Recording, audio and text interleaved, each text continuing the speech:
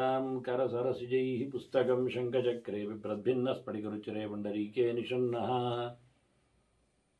अम्लानश्रीरमृतविशदैरंशविप्लावयन मामाविर्भूयादनगमहिमा मानसे वागधीशः। नमस्ते प्राणेश प्रणतविभवायावनिमगाः नमस्वामिन् रामप्रियतमनमन् गुरुगुण नमस्तुभ्यं भीमप्रबलतमकृष्णेष्ट भगवन्नमः श्रीमन्मध्वप्रदिश सुदर्शन्नो जय जय श्रीगुरुभ्यो नमः।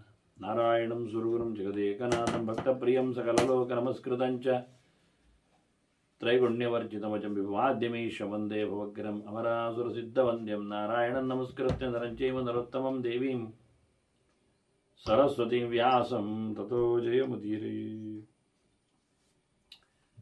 ವೇದವ್ಯಾಸುರ ಮಹಾಭಾರತದ ಚಿಂತಕರಿಗೆ ವಂದನೆಗಳು. ಶಾಂತಿ ಪರ್ವದ 317ನೆಯ ಪ್ರವಚನ. ಶಾಂತಿ ಪರ್ವದಲ್ಲಿನ ಬಹಳ ದೊಡ್ಡದಾದ ಒಂದು ಅವಾಂತರ ಪರ್ವ ಮೋಕ್ಷಧರ್ಮ ಪರ್ವ. ಭೀಷ್ಮರಲ್ಲಿ ತನ್ನ ಮನಃಶಾಂತಿಗಾಗಿ ಧರ್ಮರಾಜ ಧರ್ಮಗಳ ಚಿಂತನೆಗಳನ್ನು ಪ್ರಶ್ನಿಸುತ್ತಾ ರಾಜಧರ್ಮಗಳ ಅಪಧರ್ಮಗಳ ಅನೇಕ ಕವಲುಗಳನ್ನು ಕೇಳಿಕೊಂಡಿದ್ರೆ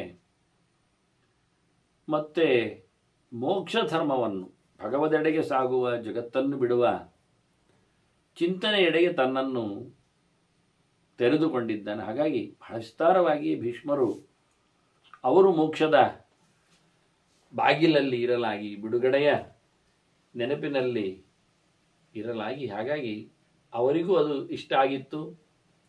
ಧರ್ಮಜನಿಗಂತೂ ಯಮಲೋಕದ ಅರಸನಿಗಂತೂ ಖಂಡಿತವಾಗಿ ಬಿಡುಗಡೆ ತುಂಬ ಇಷ್ಟ. ಹಾಗಾಗಿ ಅವನದನ್ನು ಮತ್ತಷ್ಟು ಕೇಳುತ್ತಾ ಇದ್ದಾನೆ. ಈಗಾಗಲೇ ಕೆಲವು ಧರ್ಮಗಳ ಬಗ್ಗೆ ಉಪವಾಸಾದಿಗಳ ಬಗ್ಗೆ ಚಿಂತನೆಯನ್ನು ಕೊಟ್ಟಿದ್ದರಿಂದ ಧರ್ಮರಾಜನು ಅದರ ಮುಂದುವರಿದ ಭಾಗ ಅನ್ನುವಂತೆ ಪ್ರಶ್ನೆಯನ್ನು ಮಾಡಿದ್ದಾನೆ. ಮುಖ್ಯವಾಗಿ ಇಷ್ಟೇ ವಿಷಯ, ತಪಸ್ಸು ಅಂದರೆ ಏನು ಅಂತ ಒಂದು ಜಿಜ್ಞಾಸೆ. ವಾಸ್ತವವಾಗಿ ಯದಿದಂ ತಪ ಇತ್ಯಾಹು ಕಿನ್ ತಪಃ ಸಂಪ್ರಕೀರ್ತಿತ. ಇವತ್ತು ತಪಸ್ಸು ತಪಸ್ಸು ಅಂತ ಹೇಳ್ತಾರಲ್ಲ, ಅದೇ ತಪಸ್ಸು ಅಂದರೆ ನಮಗೆ ಅರ್ಥ ಆಯ್ತು. ಈಗ ಯೋಗದಲ್ಲಿ ಅಲ್ಲ, ರೂಢಿಯಲ್ಲಿ ನೋಡಿಕೊಂಡ್ರೆ ತಪಸ್ಸು ಅಂದ್ರೇನು? ತಪಸ್ಸು ಅಂದರೆ ಕಾಡಿನಲ್ಲಿ ಕೂತು ಮಾಡುವ ಒಂದು ಸಾಧನೆ ಅಂತ. ಸುಮಾರಾಗಿ ರಾಕ್ಷಸರ ತಪಸ್ಸುಗಳೆಲ್ಲ ಕೇಳಲಿಕ್ಕೆ ಸಿಗ್ತವೆ ನಮಗೆ. ರಾವಣನದ್ದು, ಕುಂಭಕರ್ಣನದ್ದೆಲ್ಲ ನಿದ್ದೆಯನ್ನು ಕೇಳಿದ್ದಂತೆ ಹಾಗೀಗೆ ಅಂತ ಹೇಳಿಕೊಂಡು.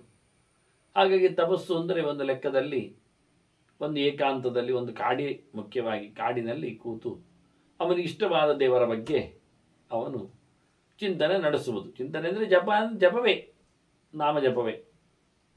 ಆ ಲೆಕ್ಕದಲ್ಲಿ ಕೆಲವೊಮ್ಮೆ ನಾವು ಧಾರಾವಾಹಿಗಳಲ್ಲಿ ಸಿನಿಮಾಗಳಲ್ಲಿ ಎಲ್ಲ ನೋಡುತ್ತೇವೆ ತಪಸ್ಸು ಮಾಡುವ ಅವರ ಲೆಕ್ಕ. ನಮೋ ಹಿರಣ್ಯಗರ್ಭಾಯ ಹೇಳಿಕೊಳ್ಳುವ ರೀತಿಗಳು, ನಮಃ ಶಿವಾಯ ಅಂತೇಳಿ ಮಾಡೋ ತಪಸ್ಸುಗಳು. ಹಾಗಾಗಿ ಇದೊಂದು ಜನರಲ್ಲಿ ಕಲ್ಪನೆ ಇದೆ. ಇದನ್ನೇ ಕೇಳ್ತಾನವನು. ಇದನ್ ತಪ ಇತ್ಯಾಹು, ತಪಸ್ಸು ಅಂತ ಹೇಳ್ತಾರೆ. ಕಿನ್ ತಪಃ ಸಂಪ್ರಕೀರ್ತ.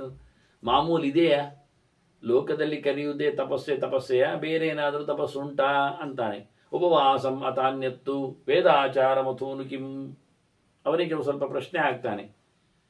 ಯಾಕೆ ಅಂದರೆ ಉಪವಾಸವನ್ನು ತಪಸ್ಸು ಅಂತ ಹೇಳ್ತಾರ. ತ್ರಿಕರ್ಮ ಕೃತ್ತಾರ್ತಿ ಜನ್ಮ ಮೃತ್ಯು ಅನ್ನುವಲ್ಲಿ ಯಜ್ಞೇನ ದಾನೇನ ತಪಸಾನಾಶಕೇನ ಅಂತ ಕೃಷ್ಣನಂತೂ ಕರ್ಮ ಸಿದ್ಧಾಂತವನ್ನು ಹೇಳುವಲ್ಲಿ 3ಕ್ಕೆ ಹೆಚ್ಚು ಒತ್ತು ಕೊಟ್ಟಿದ್ದಾನೆ. ಯಜ್ಞ ದಾನ ತಪಕರ್ಮ ನತ್ಯಾಜ್ಯಂ ಕಾರ್ಯಮೇವ ತತ್ತು ಅಂತ ಹೇಳಿ ವಿಶೇಷವಾಗಿ ಯಜ್ಞವನ್ನು ಹೇಗೆ ನಾವು ನಡೆಸಿಕೊಡಲು ಹೇಳುತ್ತೇವೆಯೋ ದಾನವನ್ನು ಸಹ ಅದೇ ರೀತಿಯಾಗಿ ನಡೆಸಿಕೊಡಲು ಹೇಳುತ್ತೇವೆ. ಅದರೊಟ್ಟಿಗೆ ತಪಸ್ಸನ್ನು ಸಹ ಆಚರಿಸುವಂತೆ ಹೇಳುತ್ತಾರೆ. ಹಾಗಾಗಿ ಯಜ್ಞ ಅಂದರೆ ದಾನ ಅಂದರೆ ಅರ್ಥ ಆಯಿತು ನೋಡಿ. ಅದೆಲ್ಲ ರೂಢಿಯ ಶಬ್ದಗಳೇ. ಯಜ್ಞ ಅಂದರೆ ಅಗ್ನಿಮುಖದ ಆರಾಧನೆ, ದಾನ ಅಂದರೆ ವಸ್ತುಗಳ ವಿನಿಯೋಗವೇ, ಪ್ರದಾನವೇ. ಹಾಗಾಗಿ ಅದಕ್ಕೇನು ವಿಶೇಷ ಅರ್ಥಗಳನ್ನು ಮಾಡಲಿಕ್ಕೆ ಹೋಗುವುದಿಲ್ಲ. ತಪಸ್ಸು ಅಂದರೆ ಹಾಗಾದರೆ ಏನಪ್ಪ ಕೇಳಿದರೆ ಆಗದನ್ನು ಇದು ಕಾಮನ್ ಆಗಿ ಇರುವಲ್ಲೇ ಮಾಡುವಂಥದ್ದು ಯಜ್ಞ. ಯಜ್ಞ ಇರುವಲ್ಲೇ ಮಾಡಬೇಕಾದ್ದು, ಉಂಟು ಮಾಡಿಕೊಂಡು ಮಾಡುವಂಥದ್ದು. ದಾನ ಇರುವಲ್ಲೇ ಮಾಡುವಂಥದ್ದು, ಉಂಟು ಮಾಡಿಕೊಂಡು ಮಾಡುವಂಥದ್ದು. ತಪಸ್ಸು ಎಂಥದ್ದು? ಇರುವಲ್ಲೇ ಮಾಡಲಿಕ್ಕೆ ಆಗ್ತದ, ಉಂಟು ಮಾಡಿಕೊಂಡು ಮಾಡೋದಾ? ಹೌದು ಅಂತಾರೆ. ತಪಸ್ಸು ಅಂದರೆ ಎದ್ದೋಡ್ಲಿಕ್ಕಿರುವಂಥದ್ದಲ್ಲ, ನಿತ್ಯವೂ ಯಜ್ಞ ಮಾಡುವಂತೆ, ನಿತ್ಯವೂ ದಾನ ಮಾಡುವಂತೆ, ನಿತ್ಯವೂ ತಪಸ್ಸು ಮಾಡಲಿಕ್ಕೂ ಬರ್ತದೆ ಅಂತ ಹೇಳುತ್ತಾ ಉಪವಾಸ ಅಂತ ಹೇಳಿ ಉಪವಾಸವನ್ನು ತಪಸ್ಸು ಅಂದಿದ್ದಾರೆ, ಶ್ರುತಿಯೇ ಮಾತಾಡಿದೆ ಹಾಗೆ ಅಂತ ಹೇಳಿ ಇವಾಗ ಹೇಳ್ತಾನೆ. ಉಪವಾಸ ಅಥವಾ ಅನ್ಯತ್ತು ತಪಸ್ಸು ಅಂದ್ರೆ ಉಪವಾಸವ ಅಥವಾ ವೇದಾಚಾರಂ ಅಥವಾ ಕಿಂ ಅಥವಾ ವೇದ ಚಿಂತನೆಯ ಅಂದರೆ ತಪ ಆಲೋಚನೆ ಅಂತ ಒಂದು ಧಾತು. ಚಿಂತನೆ ಮಾಡುವುದು ಅಂತ ಅರ್ಥ. ಏನು ಚಿಂತನೆ ಮಾಡುವುದು? ವೇದವನ್ನು. ಹಾಗಾಗಿ ವೇದದ ಕಲಿಕೆಯನ್ನು ತಪಸ್ಸು ಹೇಳ್ತಾರ. ತಪಸ್ಸಂತಾಪೆ ಅಂತ ಧಾತು. ದೇಹವನ್ನು ಹಗುರ ಮಾಡಿಕೊಳ್ಳುವುದು, ಕಷ್ಟಪಡಿಸುವುದು ಅಂತ. ಆಗ ಉಪವಾಸಾದಿಗಳಲ್ಲಿ ಕಷ್ಟಪಡಲಿಕ್ಕಾಗ್ತದೆ, ಅದು ತಪಸ್ಸ. ಹೀಗೆ ಉಪವಾಸದಿಂದ ದೇಹವನ್ನು ದಂಡಿಸಿಕೊಳ್ಳುವುದು ತಪಸ್ಸ, ಅಥವಾ ಬೌದ್ಧಿಕವಾಗಿ ಚಿಂತನೆ ನಡೆಸ್ತಾ ಉತ್ತಮವಾದ ಉದ್ಗ್ರಂಥ ಅನಿಸಿಕೊಂಡ ವೇದವನ್ನು ತಿಳ್ಕೊಳ್ಳುವುದಾ? ಯಾವುದಿದು? ಶಾಸ್ತ್ರಂತಪೋ ಮಹಾಪ್ರಾಜ್ಞ ತನಮೇ ಬ್ರೂಹಿ ಪಿತಾಮಹ. ಹಾಗಾಗಿ ನನಗೆ ಯಾವುದು ನಿಜವಾಗಿ ತಪಸ್ಸು ಎನ್ನುವುದನ್ನು ನನಗೆ ಸ್ಪಷ್ಟಪಡಿಸಬೇಕು ಅಂತ ಕೇಳುತ್ತಾನೆ. ಇವ ಏನೋ ಕಮ್ಮಿ ವಿಕಲ್ಪ ಮಾಡಿ ಕೇಳಿದ, ಅದುವೋ ಇದುವೋ ಅಂತ ಹೇಳಿ. ನಾನು ಅದಕ್ಕೋಸ್ಕರ ಕೆಲವು ನಿಜವಾದ ಅದರ ರೂಟ್ ಹೇಳುತ್ತಾ ಹೀಗೆಲ್ಲ ತಪಸ್ಸಿನ ಸಾಧ್ಯತೆಗಳಿವೆ ಅನ್ನೋದನ್ನು ಪ್ರಶ್ನೆಗೆ ಒತ್ತು ಕೊಟ್ಟಾಗಿ ಚಿಂತನೆ ಕೊಟ್ಟರೆ ಭೀಷ್ಮರು ಹೇಳ್ತಾರೆ, ಸುಮಾರುಂಟು ಮಾರಾಯ ತಪಸ್ಸು ಅಂತ ಹೇಳ್ತಾರೆ. ಪಕ್ಷ ಮಾಸೋಪವಾಸಾದೀನ್ ಅನ್ಯಂತೆ ವೈ ತಪೋಧನಾ. ನೀನು ಹೇಳಿದಾಗೆ ಉಪವಾಸಕ್ಕೆ ಒತ್ತು ಕೊಟ್ಟವರಿದ್ದಾರೆ. ತಪೋಧನರು ಅಂದರೆ ತಪಸ್ವಿಗಳು, ತಾಪಸಿಯರು. ತಪಸ್ವಿಗಳು ಹೇಳುವುದೇನು ಕೇಳಿದರೆ ಉಪವಾಸವನ್ನೇ ತಪಸ್ಸು ಅಂತಾರ, ಕಾಯಶೋಷಣೆಯನ್ನೇ. ಕೃಷ್ಣನು ಹೇಳಿದ್ನಲ್ಲ, ಬ್ರಾಹ್ಮಣಸ್ಯ ದೇಹೋಯಂ ಕ್ಷುದ್ರಕಾಮಾಯ ನೇಷ್ಯತೆ. ತಿಂದು ತಿರುಗಿ ದೇಹವನ್ನು ಬೆಳೆಸಿಕೊಳ್ಳಿಕ್ಕೋಸ್ಕರ ಈ ಬ್ರಹ್ಮಜಾತಿ ಇರುವುದಲ್ಲ. ಕೃಚ್ರೇಣ ತಪಸ ಅಂತಾನೆ. ಕೃಚ್ರಾಯ ವಿಶೇಷವಾಗಿ ಕಷ್ಟಪಟ್ಟು, ಕೃಚ್ರಾಯ ತಪಸೇ ಚೈಹ ಪ್ರೇತ್ಯ ಅನಂತ ಸುಖಾಯ ಚ. ಇಲ್ಲಿರುವಾಗ ಕಷ್ಟಪಟ್ಟು ದೇಹವನ್ನು ದಂಡಿಸಿಕೊಂಡು, ಗಂಧದ ಕೊರಡು ಅದು ಕೈಯಲ್ಲಿದ್ದರೆ ಚಂದ ಅಲ್ಲ, ಅದನ್ನು ತೆಯ್ದಾಗ ಪರಿಮಳ ಬರುವಂಥದ್ದು, ಘರ್ಷಣೆಗೊಳಗಾದಾಗ. ಹಾಗೆ ದೇಹವನ್ನು ಗಂಧದ ಕೊರಡಿನಂತೆ ಅದನ್ನು ಚೆನ್ನಾಗಿ ದೇವರ ವಿಷಯದಲ್ಲಿ ತೇಲ್ಪಟ್ಟಾಗ. ಹಾಗಾಗಿ ಪಕ್ಷ ಮಾಸೋಪವಾಸ 15 ದಿವಸ ಉಪವಾಸ, ಅದೇ ತುತ್ತು ತಿಂದು ಕಮ್ಮಿ ಮಾಡುವಂಥದ್ದು, ಅದನ್ನು ತಿಂಗಳಿಗೆ ಬೆಳೆಸುವಂಥದ್ದು, ಚಾಂದ್ರಾಯಣಾದಿ ವ್ರತಗಳು, ಇವೆಲ್ಲ ಧಾರಣ ಪಾರಣ ವ್ರತಗಳು, ಚಾತುರ್ಮಾಸ್ಯ ವ್ರತಗಳು, ಇವೆಲ್ಲ ವ್ರತಗಳನ್ನು ಮುಖ್ಯವಾಗಿ ವ್ರತಗಳನ್ನು ನಡೆಸುತ್ತಾ ದೇಹವನ್ನು ದಂಡಿಸಿಕೊಳ್ಳೋದು. ನಕ್ತ ವ್ರತ ಎಲ್ಲ ಉಂಟಲ್ಲ, ರಾತ್ರಿ ಮಾತ್ರ ಭೋಜನ ಮಾಡುವಂಥದ್ದು, ಇವನ್ನೆಲ್ಲ ತಪಸ್ಸು ಅಂತ ಹೇಳ್ತಾರೆ ಅಂತ ಒಂದು ವಿಷಯ ಹೊರಟಿದೆ. ಹಾಗಾಗಿ ಉಪವಾಸವ ಅಂತ ಕೇಳಿದ್ದಕ್ಕೆ ಹೌದು ಎನ್ನುವುದು ಭೀಷ್ಮರಲ್ಲಿ ಮಾತು ಬಂತು, ಸ್ವಲ್ಪ ಸ್ಪಷ್ಟ ಬಂತು. ತಿಂಗಳಿಗೊಂದೆರಡು ಉಪವಾಸ ಅಲ್ಲ ಇದು ಸ್ವಲ್ಪ ಕಷ್ಟದ ಉಪವಾಸ. ಇದು ತುತ್ತು ಹೆಚ್ಚು ಕಡಿಮೆ ಮಾಡಿಕೊಂಡು ತಿನ್ನುವ ತಿಂಗಳುಗಳ 15 ದಿನಗಳ ಉಪವಾಸ ಇದು ಅಂತ ಹೇಳಿದ ಅರ್ಥ ಆಯಿತು. ಅದರೊಟ್ಟಿಗೆ ಇನ್ನೊಂದನ್ನು ಒಪ್ತಾನವನು, ವೇದಾಚಾರದ ಬಗ್ಗೆ ತಪ ಆಲೋಚನೆ ಅಂತೇಳಿ ಚಿಂತನೆಯ ಬಗ್ಗೆ ತಪಸ್ಸು ಹೇಳಿದರೆ ಹೌದಪ್ಪ, ಅದು ಉಂಟು ಹೇಳ್ತಾರೆ ಭೀಷ್ಮರು. ವೇದವ್ರತಾದೀನಿ ತಪಃ ಪರೇ ವೇದಪಾರಗಾಹ. ವೇದವನ್ನು ಕಲಿತವರು, ಚಿಂತನೆ ಮಾಡಿದವರು, ವೇದದ ಬಗ್ಗೆ ಹೆಚ್ಚು ಒತ್ತು ಕೊಟ್ಟವರು ವೇದ ಚಿಂತನೆಯನ್ನೇ ತಪಸ್ಸು ಅಂತ ಹೇಳುತ್ತಾರೆ ಅಂತ. ವೇದಕ್ಕೆ ಬೇಕಾಗಿರತಕ್ಕಂತಹ ಅಧ್ಯಯನಾದಿಗಳನ್ನು ನಡೆಸಲು ಅನುಕೂಲ ಆಗುವಂತಹ ಒಂದು ವ್ಯವಸ್ಥೆ, ವ್ರತ ನಿಯಮಗಳನ್ನು ನಡೆಸಿಕೊಳ್ಳುವಂಥದ್ದು. ವೇದವನ್ನು ಕಲಿಯುವಲ್ಲಿ ಹೋಗಬೇಕಾದ್ರೆ ಬೇಕಾದಷ್ಟು ವೇದವ್ರತಗಳು ಇವೆ. ಮುಂಡನಾದಿಗಳು ಬರುವಂತೆ ಪರೀಕ್ಷೆಗಳು ಇರ್ತಾವೆ, ಮಹಾನಾಮ್ನ್ಯಾದಿಗಳಂತೆ ಎಲ್ಲ. ಹಾಗಾಗಿ ಇವನ್ನೆಲ್ಲ ಚೆನ್ನಾಗಿ ಅರ್ಥ ಮಾಡಿಕೊಳ್ಳಲಿಕ್ಕೆ ಆಗ್ತದೆ. ಆದ್ದರಿಂದ ವೇದವ್ರತಗಳು ಮುಖ್ಯವಾಗಿ ವೇದ ಅಧ್ಯಯನಕ್ಕೆ ಸಂಬಂಧಪಟ್ಟಂತೆ ನಡೆಸತಕ್ಕಂಥ ಎಲ್ಲ ಕರ್ಮಗಳು, ವೇದ ಅಧ್ಯಯನಗಳು ಸಾಯುವವರೆಗೂ ಅದರ ಅಧ್ಯಯನದ ಮುಂದುವರಿಕೆ ವ್ಯವಸ್ಥೆ, ಇದೆಲ್ಲ ತಪಸ್ಸು ಅಂತ ಹೇಳುವುದುಂಟು ಅಂತಾರೆ ವೇದಜ್ಞರು ಹೇಳ್ತಾರೆ. ಇನ್ನು ಅಧ್ಯಯನ ಮಾಡಲಿಕ್ಕೆ ಇವತ್ತು ಕಾಣುವುದಿಲ್ಲ, ಅಧ್ಯಯನಕ್ಕಂತ ಗುರುಗಳು ಸಿಗುವುದಿಲ್ಲ. ಮತ್ತೆ ವೇದವನ್ನು ನಮಗೆ ಹೇಳಬೇಕು, ಅದು ಮಂತ್ರ, ಪ್ರತ್ಯಕ್ಷರ ಭಗವಂತನನ್ನು ಹೇಳುತ್ತದೆ. ವೇದಾಕ್ಷರಾಣಿ ಯಾವಂತಿ ಪಡಿದಾನಿ ದ್ವಿಜಾತಪಿ ಅಂತ ಹೇಳಿ. ಅದಕ್ಕಾಗಿ ನಾವು ಆರಂಭ ಮಾಡುವಾಗ ಹರಿ ಓಂ ಅಂತೇಳಿ ಎಲ್ಲ ಮಂತ್ರದಲ್ಲಿ ಹರಿ ಇದ್ದಾನೆ, ಭಗವಂತ ಇದ್ದಾನೆ ಅನ್ನತಕ್ಕಂಥ ಅನುಸಂಧಾನ ಮಾಡಿಕೊಳ್ಳಿಕ್ಕೆ ಅದನ್ನು ಹೇಳಿಕೊಂಡು ಮುಂದುವರಿಯುವುದು. ಇಷ್ಟೆಲ್ಲ ಸ್ಪಷ್ಟವಾಗಿರುವಾಗ ಕೊನೆಗೇನು ಗೊತ್ತಿಲ್ಲದ್ರಿಂದ ವಸ್ತುವನ್ನಾದರೂ ಹೇಳುವ ಮೂಲಕ ವೇದ ಪಾರಾಯಣಂಚಾನ್ಯೇ ಚಾಹು ತತ್ವಂ ಅಥ ಪರೇ. ಅದರಿಂದ ಕೆಲವರು ವೇದ ಪಾರಾಯಣವನ್ನೇ ತಪಸ್ಸು ಹೇಳ್ತಾರೆ. ನಿತ್ಯ ತಪಸ್ಸು ಅಂದರೆ ನಿತ್ಯ ವೇದವನ್ನು ಒಂದಿಷ್ಟು ಪಾರಾಯಣ ಮಾಡಿಕೊಂಡು ಬರು, ವೇದವನ್ನು ಉಳಿಸಿಕೊಳ್ಳುವುದು, ಹಾಳಾಗದಂತೆ, ಕಳೆದು ಹೋಗದಂತೆ, ಅದು ತುಕ್ಕು ಹಿಡಿಯದಂತೆ, ಗೆದ್ದಲು ಒರಳೆ ಹಿಡಿಯದಂತೆ, ಅದು ಯಾತಯಾಮ ಆಗದಂತೆ ನೋಡಿಕೊಳ್ಳುವಂಥದ್ದು. ಆ ಲೆಕ್ಕದಲ್ಲಿ ನಿತ್ಯ ವೇದವನ್ನು ಬಾಯಿಯಲ್ಲಿ ಉಚ್ಚಾರಣೆಯಲ್ಲಿ ಆದರೂ ಇಟ್ಟುಕೊಳ್ಳುವುದು. ಅಷ್ಟಾದರೂ ಅರ್ಥ ಏನು ಕೇಳಿದರೆ ಅರ್ಥ ಗೊತ್ತಿಲ್ಲ. ಮತ್ತೆ ಅದಕ್ಕೇನು ಆಂತರ್ಯ ಏನು ಕೇಳಿದರೆ ಅದು ದೇವರನ್ನು ಹೇಳ್ತದೆ ಇಷ್ಟೆ. ಹೇಗೆ ಏನು ಹೇಳ್ತದೆ, ಯಾವ ನೆಲೆಯಲ್ಲಿ, ಅದೆಲ್ಲ ಗೊತ್ತಿಲ್ಲ. ಹಾಗಾಗಿ ಭಗವಂತನನ್ನು ಹೇಳುವಂತೆ ಧಾರಣೆಯಲ್ಲಿ ವೇದಗಳನ್ನು ಉಪಯೋಗಿಸಿಕೊಳ್ಳುವಂಥದ್ದು ಇದು ತಪಸ್ಸು. ಇನ್ನು ಕೆಲವರು ತತ್ವಮತಾಪರೇ ಚಾಹು, ಭಗವಂತನ ಚಿಂತನೆಯನ್ನು, ತತ್ವ ಅನುಸಂಧಾನವನ್ನು ವಿಶೇಷವಾಗಿ ತಪಸ್ಸು ಅಂತಾರೆ. ದೊಡ್ಡ ಮಟ್ಟಿನದ್ದು ಆಲೋಚನೆ ಎನ್ನುವಲ್ಲಿ ಮುಂದಕ್ಕೆ ಹೋಯಿತು. ಇದು ಒಂದು ಸತ್ಯವೇ. ಮತ್ತೆ ಹೇಳ್ತಾನೆ, ಯಥಾ ವಿಹಿತಮಾಚಾರ ತಪಃ ಸರ್ವಂ ವ್ರತಂಗತಾ. ಯಾವನೋ ಒಬ್ಬ ವ್ರತವನ್ನು ಮಾಡುವಾಗ ಆ ವ್ರತದಲ್ಲಿರತಕ್ಕಂಥ ಎಲ್ಲ ನಿಯಮಗಳನ್ನು ಅಳವಡಿಸಿಕೊಳ್ಳುವಾಗ ಅಲ್ಲಿ ಹೇಳಿದಂತೆ ವಿದ್ಯುಕ್ತವಾದ ಶಾಸ್ತ್ರೀಯವಾದ ಆಚರಣೆಗಳನ್ನು, ರಿಚುವಲ್ಸ್, ಕರ್ಮಗಳನ್ನು ನಡೆಸಿಕೊಡುವುದರಿಂದ ಅದುವೇ ಒಂದು ತಪಸ್ಸು. ವ್ರತಕ್ಕೆ ಸಂಬಂಧಪಟ್ಟಂತೆ ಇರುವ ಆಚಾರಗಳನ್ನು ಸ್ಟ್ರಿಕ್ಟ್ ಆಗಿ ನಡೆಸಿಕೊಂಡು ಶಾಸ್ತ್ರವನ್ನು ಉಳಿಸಿಕೊಳ್ತಾನಲ್ಲ.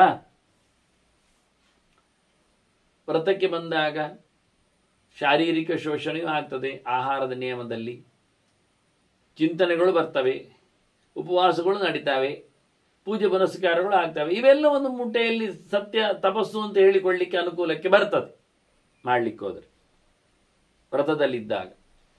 ಇನ್ನೊಂದು ಹೇಳಿದರೆ ಆತ್ಮವಿದ್ಯಾ ವಿಧಾನಂಚ ಯತ್ತತ್ತಪಃ ಪ್ರಕೀರ್ತಿತಂ, ಪರಮಾತ್ಮನ ಜ್ಞಾನ ಸಂಪಾದನೆ, ಅದಕ್ಕೆ ಬೇಕಾಗಿರತಕ್ಕಂತಹ ವ್ಯವಸ್ಥೆಗಳು, ಎಲ್ಲಿಯೋ ಒಂದು ಕಡೆಯಲ್ಲಿ ತಾನು ಮಾತ್ರ ಕೂತು ಕಲಿಯುವಂಥದ್ದು, ವಿಶೇಷವಾಗಿ ಭಗವಂತನ ಚಿಂತನೆಯನ್ನು ಮನನದಲ್ಲಿಗೆ ಪಾರಾಯಣ ಮಾತ್ರ ಅಲ್ಲದೆ ಮನನಕ್ಕೂ ಅದನ್ನಿಟ್ಟುಕೊಳ್ಳುವಂಥದ್ದು, ಹೀಗೆಲ್ಲ ಆತ್ಮತತ್ವದ ಅರಿವಿನೆಡೆಗೆ ಸಾಧನೆಯನ್ನು ನಡೆಸಿಕೊಡುವಂಥದ್ದನ್ನು ತಪಸ್ಸು ಹೇಳುತ್ತೆ.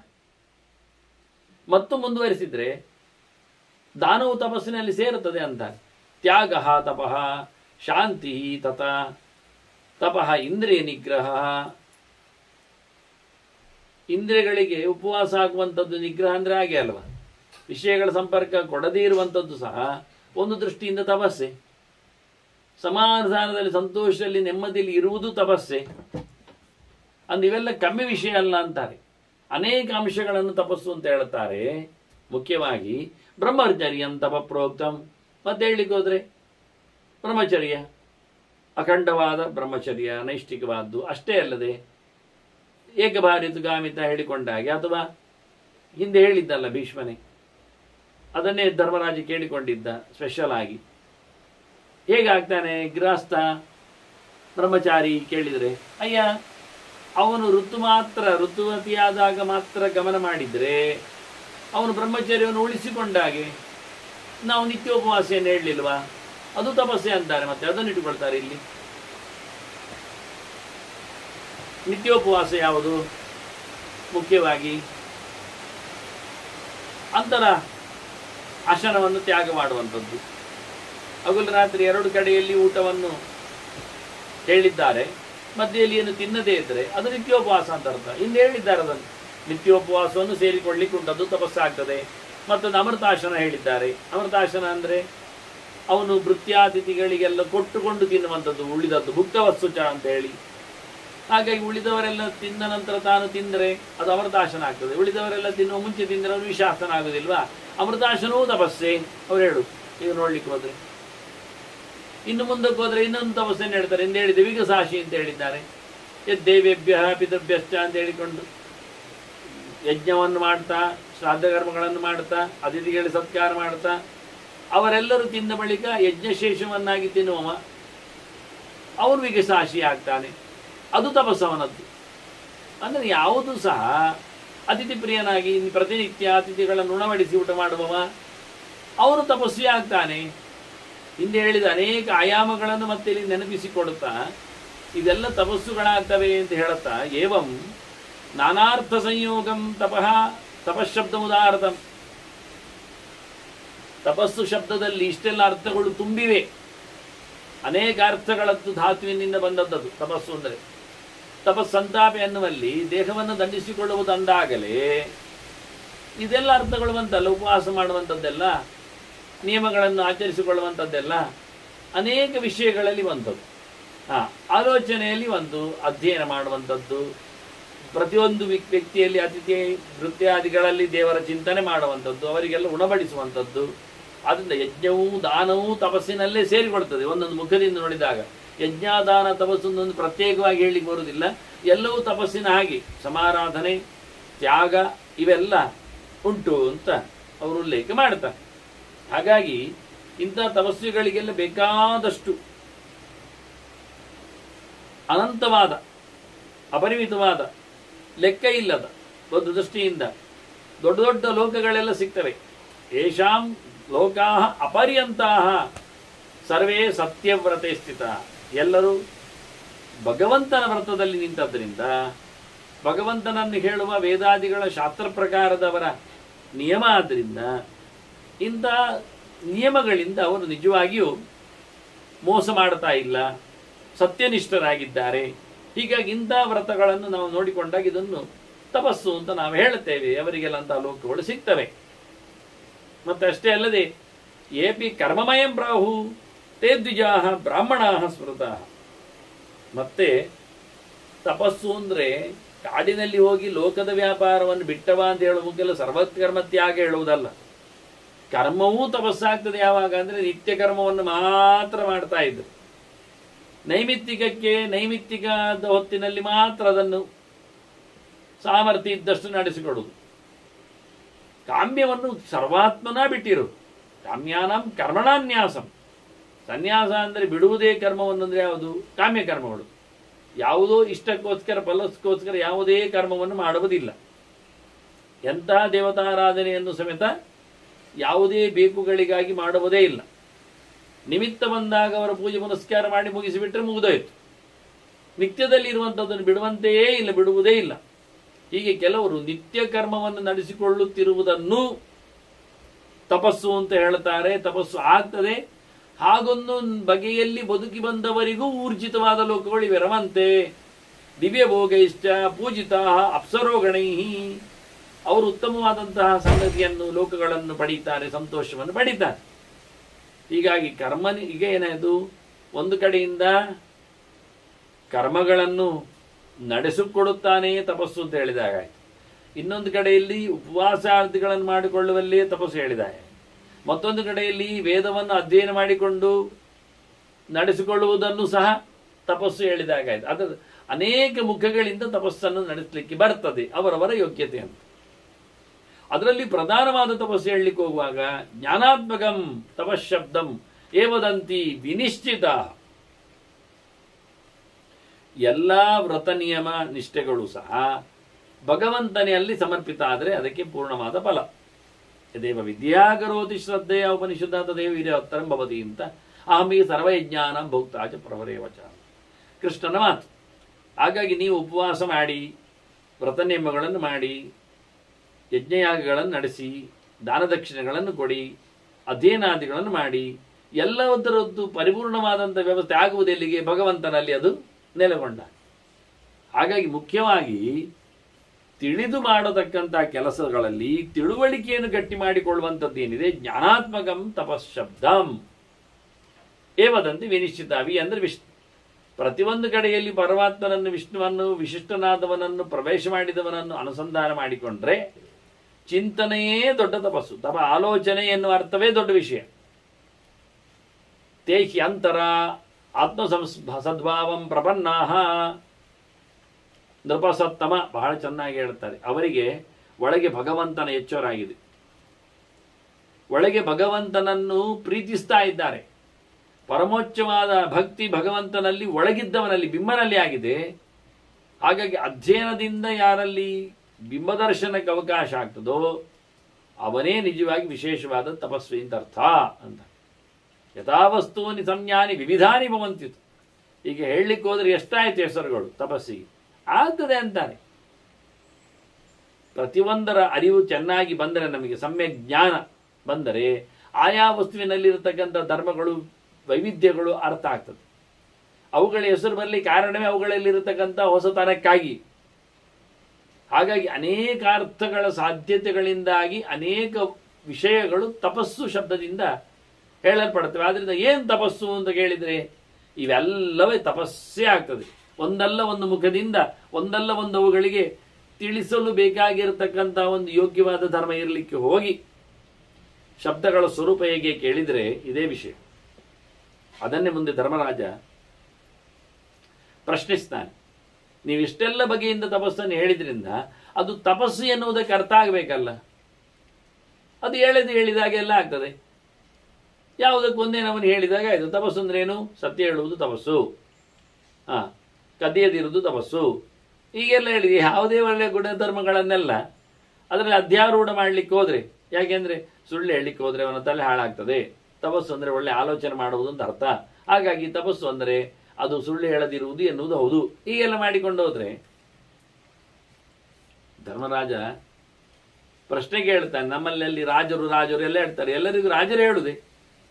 ಸಾಮಂತ ರಾಜರಿಗೂ ರಾಜರು ಶಬ್ದ ವ್ಯವಸ್ಥೆ ಉಂಟು. ಸಾಮಂತ ಬಿಡಿ ಇಟ್ಟುಕೊಳ್ಳೋದಷ್ಟೇ. ಅದು ಉಳಿದವರ ಎದುರಲ್ಲಿ ಮಾತ್ರ. ಇಲ್ಲದಿದ್ದರೆ ಎಲ್ಲರೂ ರಾಜ ಮಹಾರಾಜ ಅಂತಲೇ ಕರೀತಾರೆ. ಹಾಗಾಗಿ ಲೋಕದಲ್ಲಿ ಪಿತಾಮಹ ಮಹಾಪ್ರಾಜ್ಞ ರಾಜಾಧೀನ ನೃಪಾಹ ಪುನಃ ಮಹಾರಾಜನ ಅಧೀನರಾಗಿಯೇ ಉಳಿದ ರಾಜರು ಇರುವುದಲ್ವಾ? ನಿಜವಾಗಿ ರಾಜ ಯಾರು? ರಾಜಶಬ್ದ ಯಾರಿಗೆ ಬರ್ತದೆ? ಲೋಕವನ್ನು ರಂಜನೆ ಮಾಡುವವನಿಗೆ, ಸಂತೋಷಗೊಳಿಸುವವನಿಗೆ. ಈ ಅವಾಂತರ ರಾಜರು, ತುಂಡರಸರು, ಸಾಮಂತರು, ಅವರು ರಾಜನ ಕೈ ಕೆಳಗೆ ನೋಡಿಕೊಳ್ಳುವ ಕೆಲಸದವರಿದ್ದಾಗಲ್ವಾ? ಪ್ರಜೆಗಳನ್ನು ನೋಡಿಕೊಳ್ಳುವವರು. ಅವ್ರ ಕೆಲಸ. ನೃಪ ಅಂದರೆ, ನೃಪ ಶಬ್ದವು ಸರ್ವೆಂಟ್ ವಾಚ್ ವಾಸ್ತವವಾಗಿ.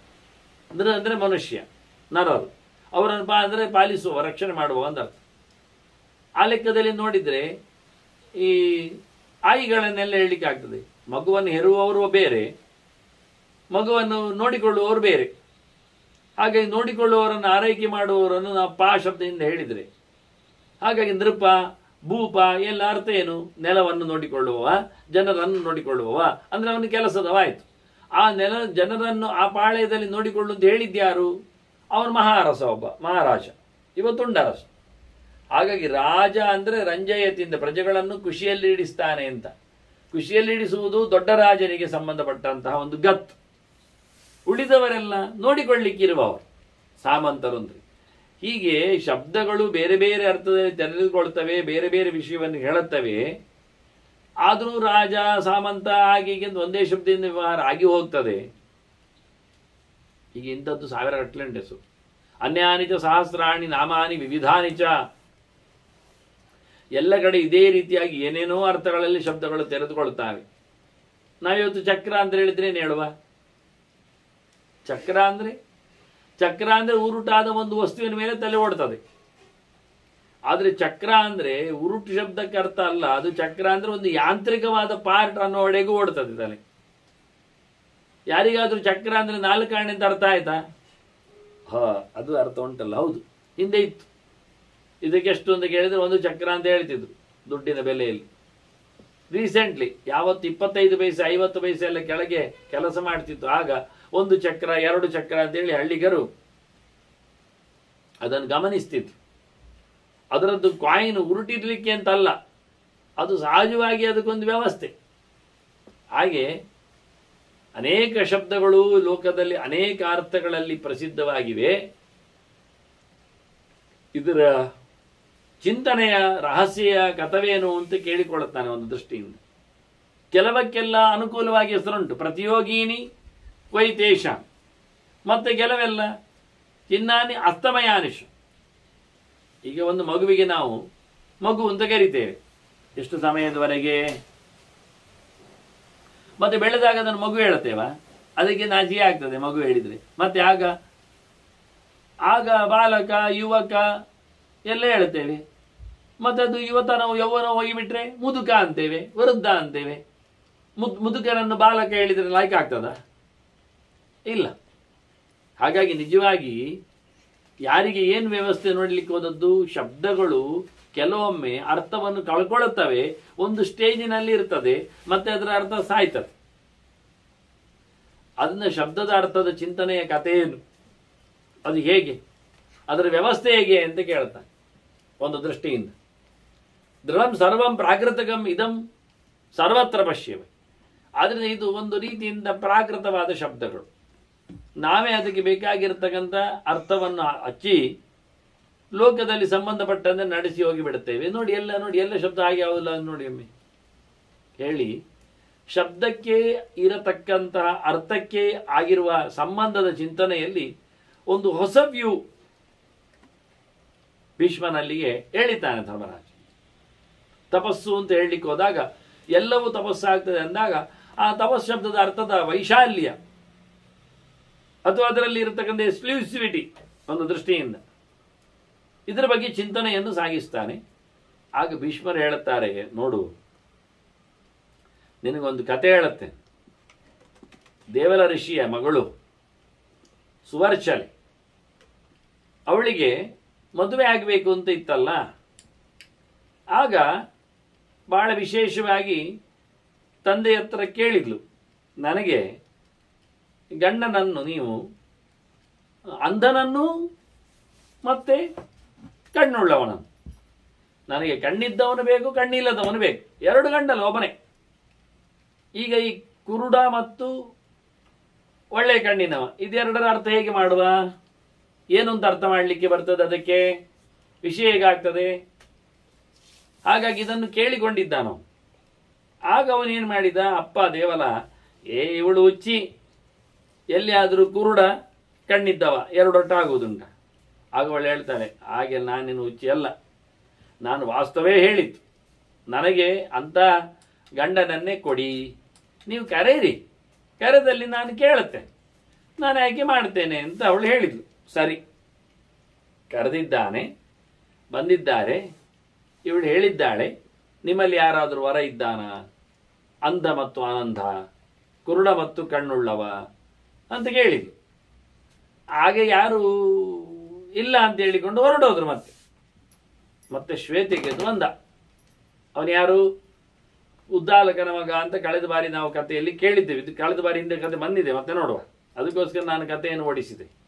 ಕಹೋಳಸ್ಯ ಶ್ವೇತಕೇತು ಕಹೋಳಸ್ಯ ಶ್ಯಾಲ ಪರಮಧರ್ಮವಿದು ಅಂತ ಇಲ್ಲಿ ಭೀಷ್ಮರು ಹೇಳುವಾಗ, ಕಹೋಳನ ಸಂಬಂಧಿ ಇದ್ದಾನಲ್ಲವಾ, ಬಹಳ ಒಳ್ಳೆಯ ಧರ್ಮವನ್ನೆಲ್ಲ ತಿಳಿದವ ವಾಸ್ತವವಾಗಿ. ಅವನು ಬಂದು ಹೇಳುತ್ತಾನೆ. ಅವನು ಬಂದಾಗ ನಿನ್ನ ಗಂಡ ನಾನು ಆಗ್ತೇನೆ ಅಂತ ಹೇಳಿ ಬಂದಾಗ ಅವಳು ಕೇಳುತ್ತಾಳೆ, ನನ್ನದು ಮಾತು ಷರತ್ತು ಉಂಟಲ್ಲ. ಹೌದು, ನನಗೆ ಗೊತ್ತುಂಟು, ತಿಳಿದೇ ಬಂದಿದ್ದೇನೆ, ನಾನು ಕುರುಡ ಅಂತಾನೆ.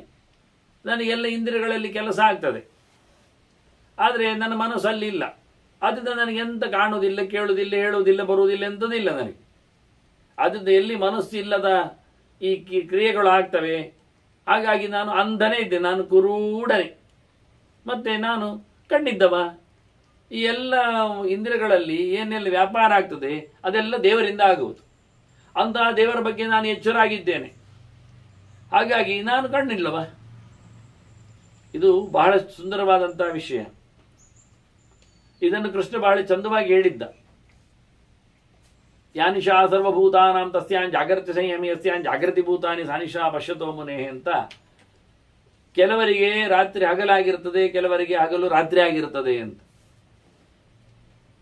ಯೋಗಿ ಲೋಕ ಹಗಲಾಗಿರುವಲ್ಲಿ ಅವನು ಎಚ್ಚರ ತಪ್ಪಿರ್ತಾನೆ, ಅವನಿಗಾಗ ರಾತ್ರಿ, ನಡುರಾತ್ರಿ, ನಟ್ಟಿರು. ಅದೇ ಲೋಕೆಯಲ್ಲಿ ಮಲಗಿರ್ತದೆ, ಅಲ್ಲಿ ಯೋಗಿ ಎಚ್ಚರ ಆಗಿರ್ತಾನೆ, ಅವನಿಗೆ ಅದು ಬಹಳ ಹಗಲು. ಅಂದರೆ ಲೋಕ ದೇವರ ವಿಷಯದಲ್ಲಿ ಮೌನ, ನಿದ್ದೆ. ಆಗ ಯೋಗಿ ದೇವರ ವಿಷಯದಲ್ಲಿ ಎಚ್ಚರ, ಲೋಕದ ವಿಷಯದಲ್ಲಿ ನಿದ್ದೆ ಅವನಿಗೆ. ಅದೇ ಲೋಕ ದೇವರ ವಿಷಯದಲ್ಲಿ ಮಲಗಿರ್ತದೆ, ಆಗ ಯೋಗಿ ಎಚ್ಚರ ಆಗಿರ್ತಾನೆ ಭಗವಂತನಲ್ಲಿ. ಹೀಗಾಗಿ ನಾನು ಕುರುಡನೋದು ಕಣ್ಣುಳ್ಳನೋದು ನೋಡು ಚೆನ್ನಾಗಿ ಉಂಟಲ್ಲ ಅಂತ ಕೇಳುತ್ತಾನೆ. ಮತ್ತೆ ಅಂತ ಕೇಳಿಕೊಂಡೆಲ್ಲ ಕೇಳಿದ್ದ. ಆಗ ಅವಳು ಬಹಳ ಚೆನ್ನಾಗಿ ವಿಷಯಗಳನ್ನು ಅರ್ಥ ಮಾಡಿಕೊಂಡು ಅವನಲ್ಲಿ ತನ್ನ ವಿಶೇಷತೆಯನ್ನು ಹೇಳಿಕೊಂಡ್ಲು, ಒಪ್ಪಿಕೊಂಡಿದ್ಲು. ಅವನು ಮತ್ತೆ ಹೇಳ್ತಾನೆ ಕೇಳಿಕೊಂಡಾಗ, ಸರ್ವಮಸ್ಮಿನ್ ನಮೇ ಅವಿದ್ಯಾ, ಇಡೀ ಜಗತ್ತು ಭಗವಂತನಲ್ಲಿ ನಿಂತಿದೆ, ನನಗೆ ಅದರ ಬಗ್ಗೆ ಎಚ್ಚರ ಇಲ್ಲ, ಅದನ್ನು ನಾನು ತಿಳ್ಕೊಳ್ಳಿಕ್ಕೆ ಹೋಗಲೇ ಇಲ್ಲ. ನಾನು ವಿದ್ವಾನ್ ಹಿ ಪರಮಾರ್ಥತಃ, ನಾನು ಭಗವಂತನಲ್ಲಿ ಬಾರಿ ತಿಳ್ಕೊಳ್ಳಿಕ್ಕಿದ್ದೆ. ಅದನ್ನು ನಾನು ದಡ್ಡನೂ ಹೌದು, ನಾನು ಸಿದ್ಧನೂ ಹೌದು. ನನಗೆ ವಿದ್ವತ್ತು ಇದೆ, ನನಗೆ ಮೂರ್ಖತನವೂ ಇದೆ. ನಾನು ಎಲ್ಲಿ ದೊಡ್ಡಸ್ತಿಗೆ ಏನು ಮಾಡಿಕೊಂಡಿದ್ದೆ ಅದು ನಾನು ಯಾವುದಲ್ಲ ಆಗಿದ್ದೆ. ಎಲ್ಲರಿಗೂ ನಾನಾದವ ನಾನಲ್ಲ ಅನ್ನೋ ನೆಲೆಯಲ್ಲಿ ಬಹಳ ಚಂದವಾಗಿ ಅವನು ಹಿಂದೆ ಮಾತಾಡಿದ್ದ. ಇಲ್ಲಿ ಇನ್ನೊಂದು ಮುಖದಲ್ಲಿ ಅದನ್ನು ಸರ್ವಸ್ಮಿನ್ ಅಂತ ನಮೇ ವಿದ್ಯಾ ಹೇಳುವಲ್ಲಿ ಗೆರೆಯನ್ನು ಕೊಟ್ಟಿದ್ದಾರೆ, ಭೀಷ್ಮರು ಹೇಳಿದ್ದಾರೆ. ಇಷ್ಟೆಲ್ಲ ಚಿಂತನೆಗಳು ಆಗಿತ್ತಲ್ಲಿ ಅಂತೇಳಿ. ಹೀಗಾಗಿ ಅವಳು ಒಪ್ಪಿಕೊಂಡಿದ್ಲು. ಅವಳು ಸಹ ಸಾಮಾನ್ಯರಲ್ಲ. ಅವಳಿಗೆ ಅಂಧ ಅನಂತ ಪ್ರಶ್ನೆ ಕೇಳುವಲ್ಲೇ, ಕುರುಡ ಅಲ್ಲ ಅಂತ ಕೇಳುವಲ್ಲೇ ವೈರಾಗ್ಯ ಸಂಯುತ ಕನ್ಯಾ ತಾದೃಶಂ ಪತಿಮುತ್ತಮಂ ಪ್ರಾಪ್ತ ರಾಜನ ಮಹಾಪ್ರಾಜ್ಞ ಅಂತಾರೆ. ತಸ್ಮಾತ್ ಅರ್ಥ ಪೃಥಕ್ ಪೃಥಕ್. ಸಬ್ಜೆಕ್ಟ್ ಎಲ್ಲಿ ಉಂಟು ಕೇಳಿದ್ರೆ ಇಲ್ಲಿ. ಅವಳು ಸಹ ಅಂತಹ ವೈರಾಗ್ಯವನ್ನೇ ಪಡೆದವಳು. ವೈರಾಗ್ಯವನ್ನು ಪಡೆದದ್ದರಿಂದಲೇ ಅವಳಿಗೆ ಲೋಕದಲ್ಲಿ ಕುರುಡನೇ ಬೇಕಿತ್ತು, ದೇವರಲ್ಲಿ ಕಣ್ಣುಳ್ಳವನೇ ಬೇಕಿತ್ತು. ಈ ಕಣ್ಣಿನಿಂದ ಲೋಕವನ್ನು ನೋಡಿ ಧೃತರಾಷ್ಟ್ರ ಎಚ್ಚರಾಗಲಿಲ್ವ? ಧೃತರಾಷ್ಟ್ರನಿಗೆ ವಿಶ್ವರೂಪವನ್ನು ತೋರಿಸಿದ ಸಂಧಾನ ಸಂದರ್ಭದಲ್ಲಿ ಕೃಷ್ಣ ಮತ್ತೆ ನೋಡಿಕೊಂಡು ನಿಬ್ಬೆರಗಾಗಿ ಮತ್ತೆ ಧೃತರಾಷ್ಟ್ರ ಖುಷಿಪಟ್ಟಾಗ ಕೃಷ್ಣ ಹೇಳ್ತಾನೆ, ಕಣ್ಣಿರ್ಲಿಯಾ ಅಂತ. ಹುಟ್ಟಿನಿಂದ ಕಾಣದವ ಧೃತರಾಷ್ಟ್ರ, 100 ಮಕ್ಕಳಿದ್ದಾರೆ, ಇನ್ನೂ ಇದ್ದಾರೆ, ಹೆಂಡತಿ ಇದ್ದಾಳೆ ಮಹಾ ಪತಿವ್ರತೆಯಾಗಿ. ಯಾವತ್ತು ಅವಳಿಗೆ ಗಾಂಧಾರದ ಹುಡುಗಿಗೆ ತನ್ನ ಗಂಡ ಕಣ್ಣಿಲ್ಲದವ ಅಂತ ಗೊತ್ತಾಯಿತು, ಆವತ್ತಿನಿಂದ ಕಣ್ಣು ಪಟ್ಟಿ ಕೊಟ್ಟಿಕೊಂಡವಳು. ನಾನು ಪತಿ ಅನುಭವಿಸದ ಲೋಕದ ಸೌಂದರ್ಯವನ್ನು ಸಂಪತ್ತನ್ನು ನಾನು ಸವಿಯಲಾರೆ ಅಂತ ಹೇಳಿಕೊಂಡು ಧರ್ಮನಿಷ್ಠೆಯಿಂದ ಆಕೆ ಪಟ್ಟಿಗಟ್ಟಿದವಳು ಹೊರತು ಪತಿಯ ಮೇಲಿನ ಸೇಡಿನಿಂದ ತನ್ನ ಬದುಕಿನ ಬಗೆಯಲ್ಲಿ ಬೇಸತ್ತು ಅಲ್ಲವೇ ಅಲ್ಲ.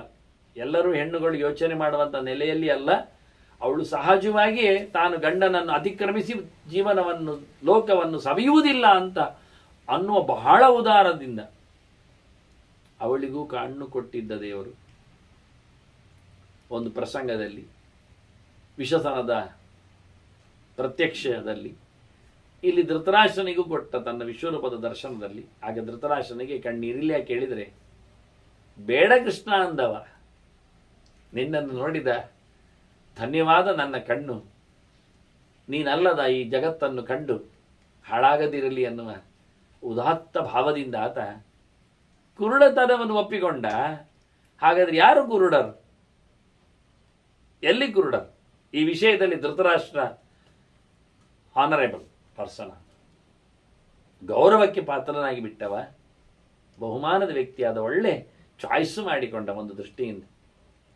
ಇಷ್ಟೆಲ್ಲ ವ್ಯಾಮೋಹಗಳಿಂದ ಆತ ಬರಡಾಗಿದ್ದಾನೆಂದರೆ ಈ ವಿಷಯದಲ್ಲಿ ತನ್ನನ್ನು ಬದುಕಿಸಿಕೊಂಡವ. ಹಾಗಾದ್ರೆ ಯಾರು ಲಿವಿಂಗ್, ಯಾರು ಸತ್ತವ? ಹೀಗೆ ಶಬ್ದಗಳಿಗೆ ಅರ್ಥ ಏನು ಅಂತ ಭೀಷ್ಮರು ಹೇಳುತ್ತಾರೆ. ಈ ಕಥೆ ಹೇಳಲಿಕ್ಕೆ ಕಾರಣ ಅವ್ರು ಹೇಳಿದರು, ಅವಳಿಗೆ ಸ್ವಯಂ ವೈರಾಗಿ ಇರ್ಲಿಕ್ಕೆ ಹೋಗಿ ಆಕೆ ಇದ್ಯಾವುದು ಅವಳಿಗೆ ಬೇಡ, ಆದ್ರಿಂದ ಇದು ಯಾವುದನ್ನೇ ಪರಿಗಿಸುವ ವ್ಯಕ್ತಿ ಅವಳಿಗೆ ಬೇಡ. ಇಲ್ಲಿ ಅವನು ಕುರುಡಬೇಕು, ಮತ್ತೆ ಒಳಗೂ ಕುರುಡ ಆಗಬಾರ್ದು. ಅವನು ಒಳಗೆ ದೇವರನ್ನು ಕಾಣುವನು ಇರಬೇಕು. ಕಣ್ಣು ಹೊರಗಿದೆ, ಕಾಣಿಕೆ ಒಳಗಿದೆ. ನಮ್ಮದೇನಾಗಿದೆ? ಕಣ್ಣು ಹೊರಗಿದೆ, ಕಾಣಿಕೆಯೂ ಹೊರಗಿದೆ, ಕಾಣುವಿಕೆಯೂ ಹೊರಗಿದೆ. ಒಳಗಿದನ್ನು ಕಾಣ್ತಾ ಇಲ್ಲ. ಒಳಗೆ ಕಣ್ಣು ಇಲ್ಲ, ತೆರೆಯುವುದೂ ಇಲ್ಲ ಕರ್ಮಕ್ಕೆ. ಇವಳು ಹೇಳಿಕೊಂಡದ್ದು ಹೊರಗಿನ ಕಣ್ಣು ತೆರೆದಿರಬೇಕು ಬೋಳೆಯಂತೆ, ಕಾಣುವುದನ್ನು ಒಳಗಿರಬೇಕು. ಆ ಲೆವೆಲಲ್ಲಿ ಕೇಳಿದ್ದಾರೆ ಅವಳು. ಹಾಗಾಗಿ ಅಂತಹ ತಾದೃಶಂ ಅವಳಿಗೆ ಬೇಕಾದ ಹಾಗೆ ಪತಿಯನ್ನು ಪಡೆದಿದ್ದಾಳೆ. ಹಾಗಾಗಿ ಭೀಷ್ಮರು ಹೇಳ್ತಾರೆ, ತಸ್ಮಾದ್ ಅರ್ಥ ಪೃಥಕ್ ಪೃಥಕ್. ಶಬ್ದಕ್ಕೆ ಅರ್ಥಗಳು ಬೇರೆ ಬೇರೆ ಇರ್ತಾವೆ. ಕುರುಡ ಅಲ್ಲ ಇರ್ತದೆ ನೋಡಿ. ಅವನು ಕುರುಡನ ನಮ್ಮ ಪ್ರಕಾರದಲ್ಲಿ ಶ್ವೇತಕೇತು ಕುರುಡ ಅಲ್ಲ. ಕಣ್ಣು ಕಾಣ್ತದೆ, ಕಣ್ಣಿಗೂ ಕಾಣ್ತದೆ. ಇಲ್ಲ, ಅವನು ಹೇಳ್ತಾನೆ ನಾನು ಕುರುಡ ಅಂತ, ಅವನಿಗೆ ಕಾಣುದು. ನಮಗೂ ಕೆಲವೊಮ್ಮೆ ಆಗ್ತದೆ, ಕುರುಡು ಬರ್ತದೆ. ಇಲ್ಲೇನು ಹೋಗುವಾಗ ಸುಮಾರು ಜನ ಎಲ್ಲ ಇದ್ದಾಗ ನಮ್ಮ ತಲೆಯಲ್ಲಿ ಏನೋ ಒಂದು ಗಮನ ಇದ್ದರೆ ಎದುರಿದ್ದವ್ರು ಯಾರು ಕಾಣುವುದೇ ಅಂತ ಹೇಳ್ತಾರೆ, ನಾನು ಇಲ್ಲೇ ಇದ್ದೇನಪ್ಪ. ಹೌದಾ, ನಾನು ನೋಡಲಿಲ್ಲ ಅಂತ. ನೋಡಲಿಲ್ಲ ಮತ್ತೆ ಕಣ್ಣು ಮುಚ್ಕೊಂಡಿದ್ನವ. ನೋಡಲಿಲ್ಲ ಹೇಳಿದೆ, ನೋಡಲಿಲ್ಲ ಅಂದರೆ ಗಮನಿಸಲಿಲ್ಲ, ನನ್ನ ಮನಸ್ಸಲ್ಲಿ ಇರಲಿಲ್ಲ. ಅದೇ ಹೇಳಿದ್ದೀವಿ ಒಂದು ಶ್ವೇತಕೇತು. ಆದ್ದರಿಂದ ಕುರುಡ ಅಲ್ಲ ಹೇಳಲಿಕ್ಕೆಲ್ಲ ಶಬ್ದಕ್ಕೆ ಅದೇ ಅರ್ಥಗಳಲ್ಲ, ಎಷ್ಟೋ ಅರ್ಥಗಳಿರ್ತವೆ. ಆದ್ದರಿಂದ ತಪಸ್ಸು ಅಂದರೆ ಅದೇ ಅರ್ಥ ಅಲ್ಲ, ಎಷ್ಟೋ ಅರ್ಥಗಳುಂಟು. ಹೀಗೆ ಹಿಂದೆ ಹೇಳಿದ ಸುವರ್ಚಲೆಯ ಕಥೆಯನ್ನೇ ಮತ್ತೊಮ್ಮೆ ಹಾಗೆಯೇ ಇಲ್ಲಿ ಹೇಳಿದ್ದಾರೆ ವೇದವ್ಯಾಸರು. ಕೆಲವು ಗೆರೆಗಳೆಲ್ಲ ಹಾಗೇ ಇವೆ. ಒಂದೆರಡು ಮಾತ್ರ ಎಲ್ಲೋ ಕಡೆಯಲ್ಲಿ ಚೇಂಜ್ ಇದ್ದದ್ದು ನಾನು ನಿಮ್ಮ ಮುಂದೆ ಇವತ್ತು ಹೇಳಿದ್ದೇನೆ. ಆದ್ದರಿಂದ ಕೆಲವರೆಲ್ಲ ಇದು ರಿಪೀಟ್ ಅಧ್ಯಾಯ ಅಂತ ಹೇಳಿಕೊಂಡು ಮಿಸ್ ಮಾಡಿದ್ದಾರೆ, ಹೊತ್ತಿಗೆಯಿಂದ ತೆಗೆದು ಹೊರಗೆ ಹಾಕಿದ್ದಾರೆ, ಇಲ್ಲಿ ಬಿಟ್ಟು ಹೋಗಿದೆ. ಅಥವಾ ಕೆಲವರಿಗೆ ವ್ಯಾಸರನ್ನು ಬದುಕಿಸುವ ಚಮತ್ಕಾರ, ಅಂದರೆ ಅವರಿಗೆ ಪಾಪ ಬರೆದದ್ದು ಹೇಳಿದ್ದು ಗೊತ್ತಾಗಲಿಲ್ಲ, ಹಾಗಾಗಿ ಅವರು ಇನ್ನೊಮ್ಮೆ ಹೇಳಿದರು, ಅವರಿಗೆ ಚೂರು ತಲೆ ಸ್ವಲ್ಪ ಕೆಟ್ಟಿತ್ತು, ವರ್ಷ ಆಗಿತ್ತು, ಹಾಗೆಲ್ಲ ಹೇಳಿಕೊಂಡವರು ಇದ್ದಾರೆ. ವೇದವ್ಯಾಸರಲ್ಲಿ ಬೇಕೆಂದರೆ ಅಂದರೆ ಭೀಷ್ಮ ಬೇಕೆಂದರೆ ಭೀಷ್ಮ ಹೇಳಿ ಆಗಿದೆ ಈ ಕಥೆಯನ್ನು ಧರ್ಮರಾಜನಿಗೆ. ಈಗ ಇತ್ತೀಚೆಗೆ ಹೇಳಿ ನಾವು ಕೇಳಿದ್ದೇವೆ ಅದನ್ನು. ಒಬ್ಬ ಒಳ್ಳೆಯ ಗೃಹಸ್ಥ ಯಾರು ಅಂತ ಕೇಳುವಾಗ ಇದೇ ದೃಷ್ಟಾಂತ ಕೊಟ್ಟದ್ದಲ್ಲ ಅವರು.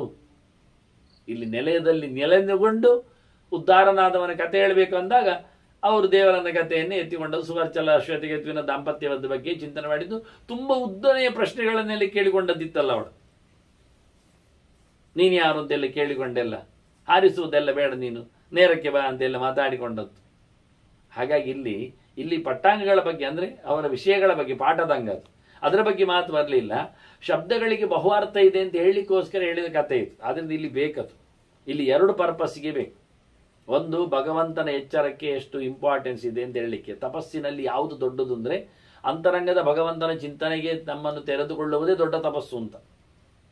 ಅದಕ್ಕೆ ಅನುಗುಣವಾಗಿ ಪೂರಕವಾದದ್ದೆಲ್ಲ ಮಾಡಲಿಕ್ಕೆ, ಧ್ಯಾನ ಆಗಲಿ, ಮನನ ಆಗಲಿ, ಸತ್ಯಾದಿಗಳಾಗಲಿ, ಯಮ ನಿಯಮಗಳು ಎಲ್ಲವೂ.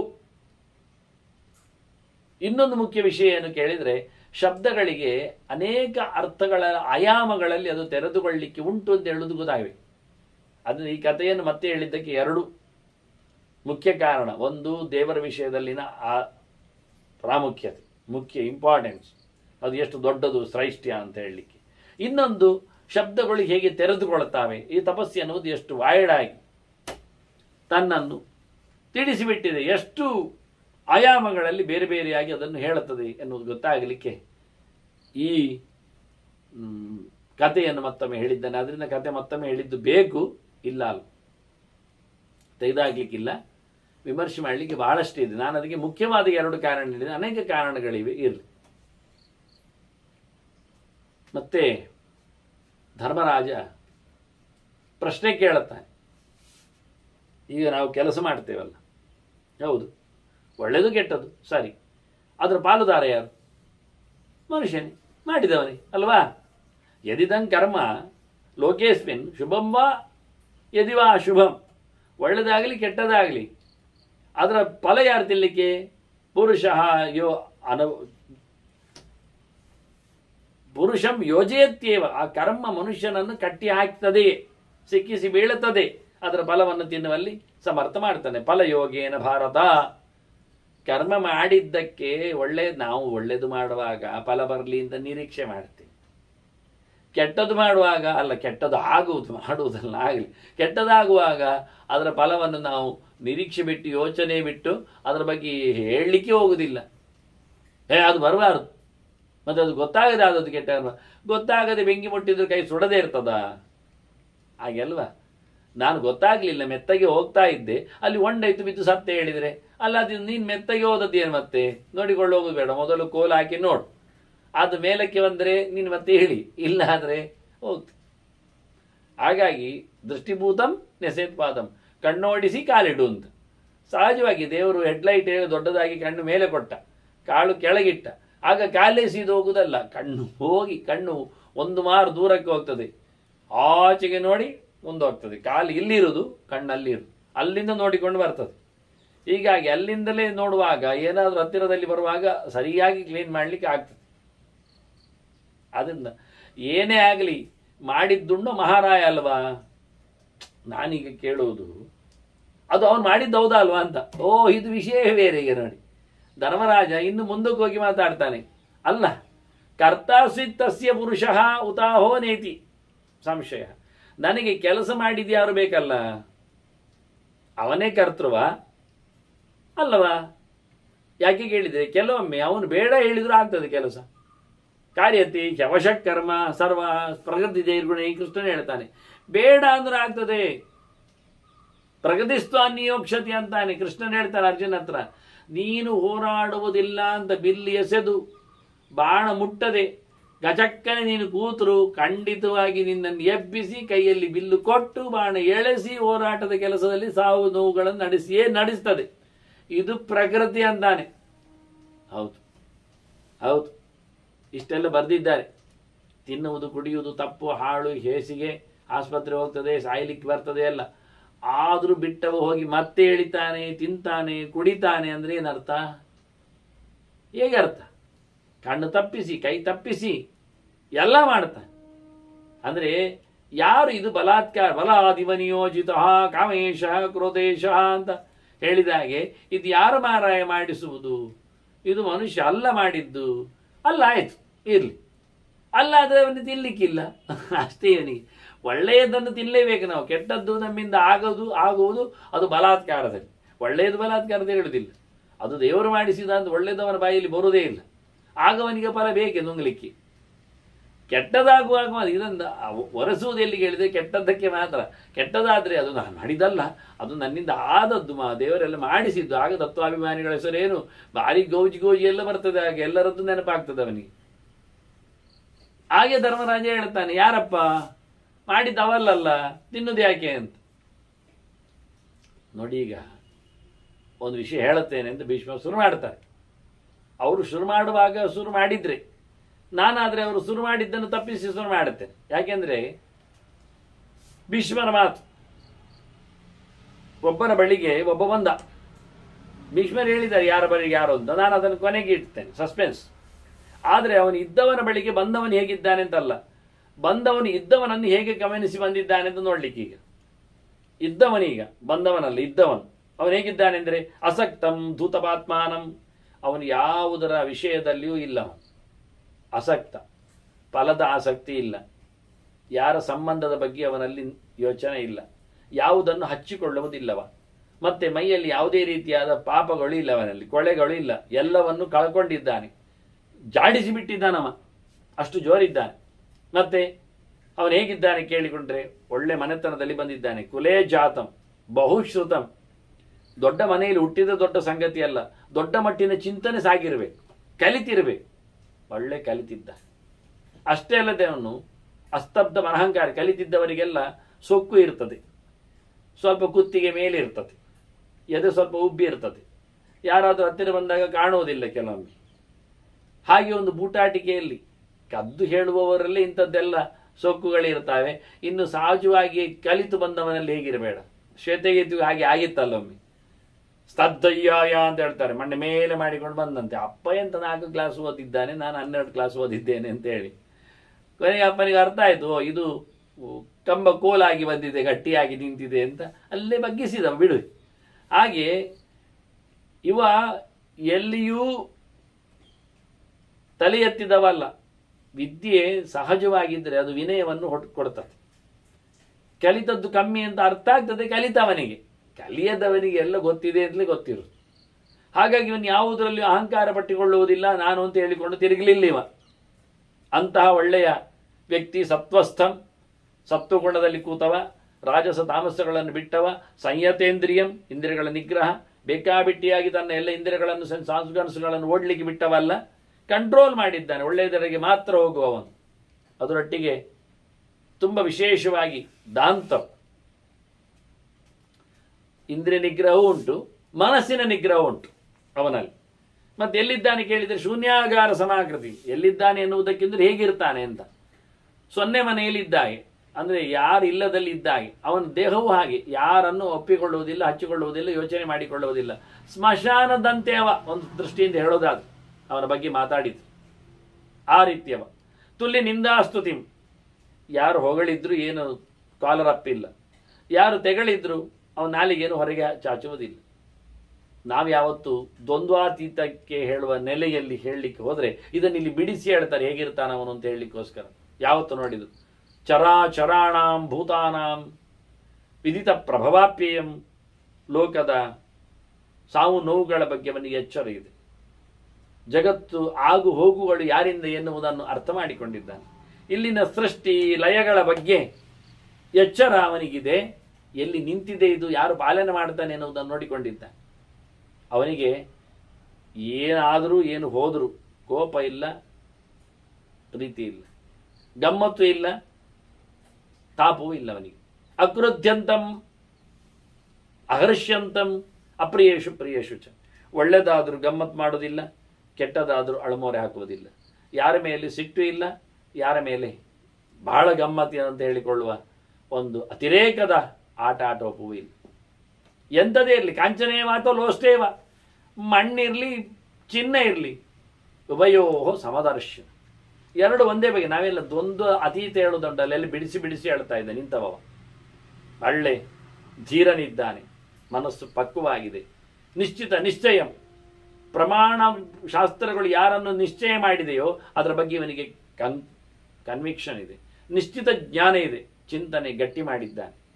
ಎಲ್ಲರಲ್ಲಿ ಚರಾಚರಾಣಂ ಭೂತಾನಾಂ ಸರ್ವಜ್ಞಂ ಸರ್ವದರ್ಶನಂ, ಎಲ್ಲವನ್ನು ತಿಳಿದವ, ಎಲ್ಲದರಲ್ಲಿ ಭಗವಂತನನ್ನು ಕಾಣುವ ಅಂಥ ವ್ಯಕ್ತಿ ಅವ್ಯಕ್ತಾತ್ಮನಿ, ಗೋವಿಂದೆ, ವಾಸುದೇವೆ, ಮಹಾತ್ಮನಿ, ಸರ್ವೋತ್ತಮನಾದ ಕೃಷ್ಣನಲ್ಲಿ, ಗೋವುಗಳನ್ನು ಕಾಪಾಡಿದ ನೆಲಕ್ಕೆ ಇಳಿದು ಬಂದ ಆನಂದದ ಸೆಲೆಯಾದ ಅವ್ಯಕ್ತ ತತ್ವ ಅನಿಸಿಕೊಂಡ ಭಗವಂತನಲ್ಲಿ ಪರಿಪೂರ್ಣವಾಗಿ ತನ್ನನ್ನು ತಾನು ತೋರಿಸಿಕೊಳ್ಳದ ದೇವನಲ್ಲಿ ತುಂಬ ಅನುರಾಗವನ್ನು ಪಡೆದಿದ್ದಾನೆ. ಹೃದಯೇನ ಸಮಾವಿಷ್ಟ, ಪ್ರೀತಿಯಿಂದ ಭಕ್ತಿಯಿಂದ ಮನಸಾರೆ ಭಗವಂತನನ್ನು ಮೆಚ್ಚಿಕೊಂಡವ, ಸರ್ವಭಾವ ಪ್ರಿಯಂಕರ, ಎಲ್ಲರನ್ನೂ ಒಪ್ಪಿದವ, ಎಲ್ಲರಿಗೂ ಇಷ್ಟವನ್ನು ಹಂಚುವ ಇದ್ದಾನೆ.